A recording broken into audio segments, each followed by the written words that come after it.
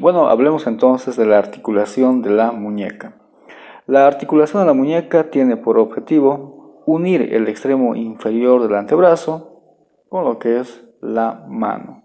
Entonces, en la articulación de la muñeca van a participar los siguientes huesos. Por un lado tenemos por parte del antebrazo al extremo inferior del hueso radio. Ahí está el extremo inferior del hueso radio.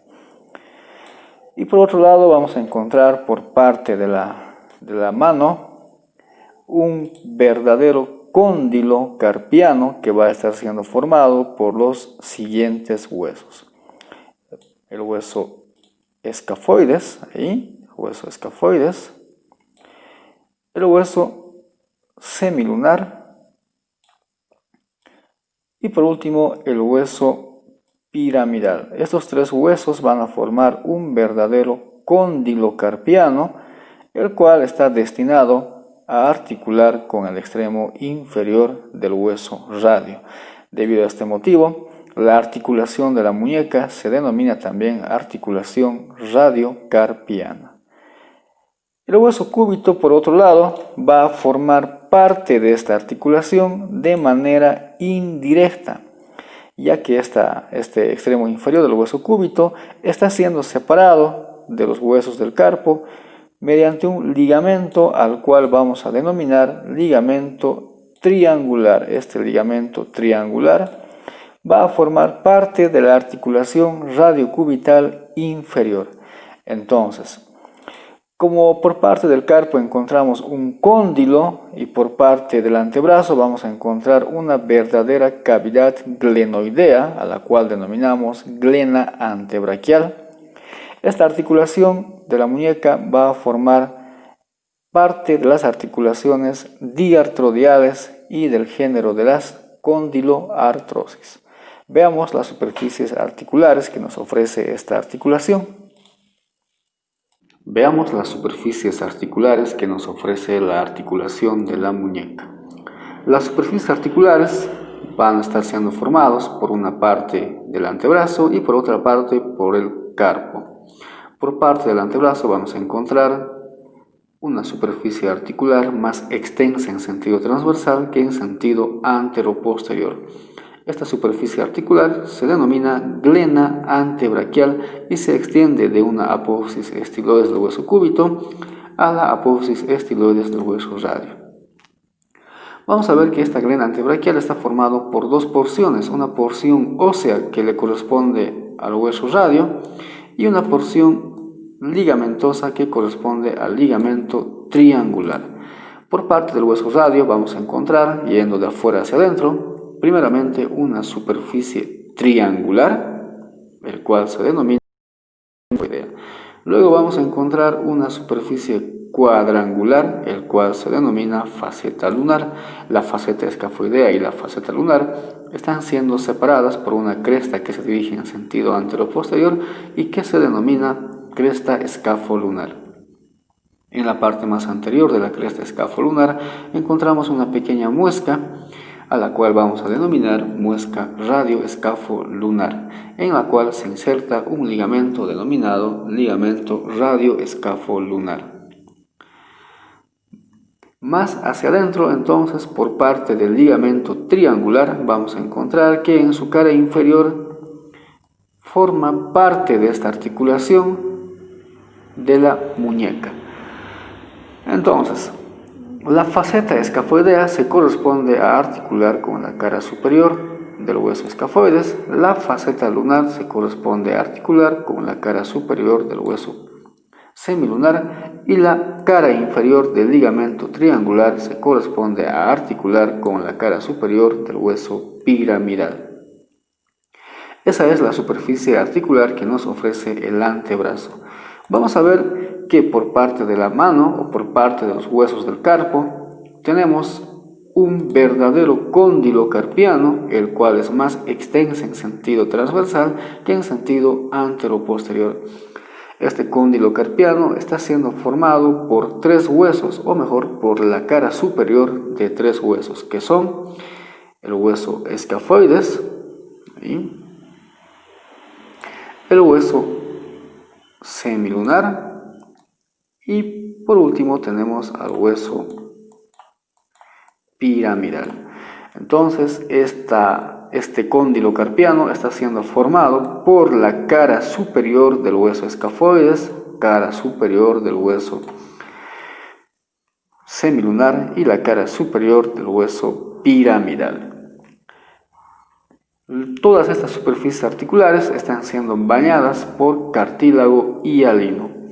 Vamos a ver también que esta articulación está siendo unida por una cápsula articular reforzada en su cara anterior, cara posterior, lado interno y lado externo por ligamentos de refuerzo que son denominados ligamento anterior, ligamento posterior, ligamento lateral interno y el ligamento lateral externo. La cápsula articular ya sabemos que es el segmento de un cilindro hueco, ahí, cilindro hueco, y por tanto en todo cilindro hueco vamos a describir una superficie externa, una superficie interna, un orificio superior y un orificio inferior. El orificio superior se va a insertar en todo lo que es la glena antebraquial y el orificio inferior se va a insertar en todo lo que es el cóndilo carpiano. Vamos a ver que esta cápsula articular por parte de la glena antebraquial se va a insertar en todo el contorno, ahí en todo el contorno que ofrece la superficie articular del hueso radio, y también se va a insertar en el borde anterior y borde posterior del ligamento triangular. Por parte del cóndilo carpiano, esta cápsula articular se va a insertar en todo el contorno de la superficie articular que ofrece el cóndilo carpiano. Es así entonces como está siendo formado o está siendo insertado la cápsula articular. Vamos a ver entonces los ligamentos de refuerzo de la cápsula articular, que son ligamento anterior o ligamento palmar si quieren, ligamento dorsal o ligamento posterior, ligamento interno o lateral interno o lateral ulnar, y otro ligamento que es el ligamento lateral externo o ligamento lateral radial. El ligamento anterior está formado por dos fascículos que son unos fascículos radiocarpianos, esos de ahí, fascículos radiocarpianos, y otros fascículos que son el fascículo cúbito-carpianos. Vamos a ver que el fascículo radiocarpiano a su vez está siendo formado por dos fascículos de fibras que son unas superiores e internas y otras inferiores y externas. Las fibras superiores e internas del ligamento radiocarpiano se insertan en el borde anterior de la superficie articular que nos ofrece el hueso radio. De este punto de inserción, este ligamento o este fascículo se va a dirigir hacia adentro para terminar su inserción en el hueso semilunar y el hueso piramidal. Por otra parte, los fascículos inferiores y externos van a tomar su inserción en la parte más anterior de la apófisis estiloides y se van a dirigir hacia adentro y hacia abajo a terminar su inserción en el hueso grande. Ese es el fascículo radiocarpiano. Sus fascículos superiores e internos que terminan su inserción en el hueso semilunar y el hueso piramidal, y el fascículo inferior y externo que termina su inserción en el hueso grande. Vamos a ver que el ligamento cúbito-carpiano toma su inserción en esa ranura que separa la cabeza del hueso cúbito de la apófisis estiloides. De ese punto de inserción, este ligamento cúbito-carpiano se dirige hacia abajo y hacia afuera para luego terminar en dos fascículos de fibras. Unas fibras que son superiores, las cuales van a terminar su inserción en el hueso semilunar. Estas son las fibras superiores. Entre tanto que las fibras más más inferiores o internas terminan su inserción en el hueso piramidal y en el hueso grande. Entonces, esos son los dos fascículos del ligamento cúbito carpiano. Los fascículos más externos terminan su inserción en el hueso semilunar, en tanto que los fascículos más internos terminan su inserción en el hueso piramidal y hueso grande. Veamos entonces el ligamento posterior. El ligamento posterior se va a insertar en el borde posterior que ofrece la superficie articular del hueso radio, casi en toda su extensión del borde posterior. De este punto de inserción, el ligamento posterior se va a dirigir hacia abajo y adentro hasta encontrar la cara posterior del hueso piramidal en donde se inserta. Entonces, ese es el ligamento posterior de la articulación de la muñeca. Veamos entonces los ligamentos laterales. Hemos dicho que son dos ligamentos, uno que va a ser ligamento lateral externo y el ligamento lateral interno. El ligamento lateral externo, o denominado también colateral radial, va a tomar su inserción en el vértice del apófisis estiloides del hueso radio y se va a dirigir hacia abajo hasta encontrar la parte anterior y externa del hueso escafoides. Y entonces va a terminar su inserción el ligamento lateral externo. Por otra parte, el ligamento lateral interno, que es esta de ahí, ese es el ligamento lateral interno, va a tomar su inserción en el vértice del apófisis estiloides del hueso cúbito. Ahí está el apófisis estiloides del hueso cúbito. Entonces es ahí donde se va a insertar.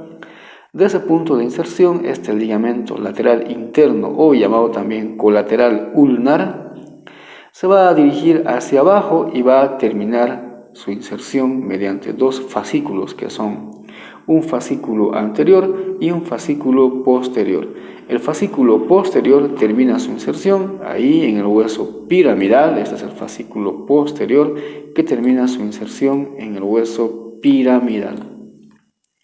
En tanto que el fascículo anterior va a terminar su inserción en el hueso pisiforme. Entonces ahí está el fascículo anterior que termina su inserción en el hueso pisiforme. Fascículo posterior termina su inserción en el hueso piramidal y el fascículo anterior termina su inserción en el hueso pisiforme. Esos son los ligamentos laterales y la articulación de la muñeca.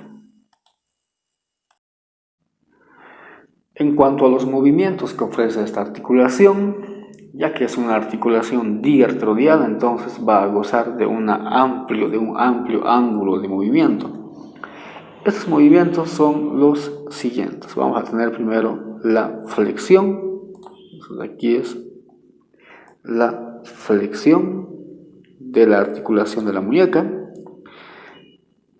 Este movimiento es la extensión de la articulación de la muñeca. Por otra parte, vamos a tener el movimiento de abducción, abducción o abducción, y otro movimiento que es el movimiento de aducción. Entonces, ahí tenemos el movimiento de aducción, abducción, flexión y extensión. La combinación de los movimientos de flexión, extensión, aducción y abducción va a formar el movimiento de circunducción. Entonces, el movimiento de circunducción es simplemente la combinación del movimiento de flexión, extensión, abducción y aducción.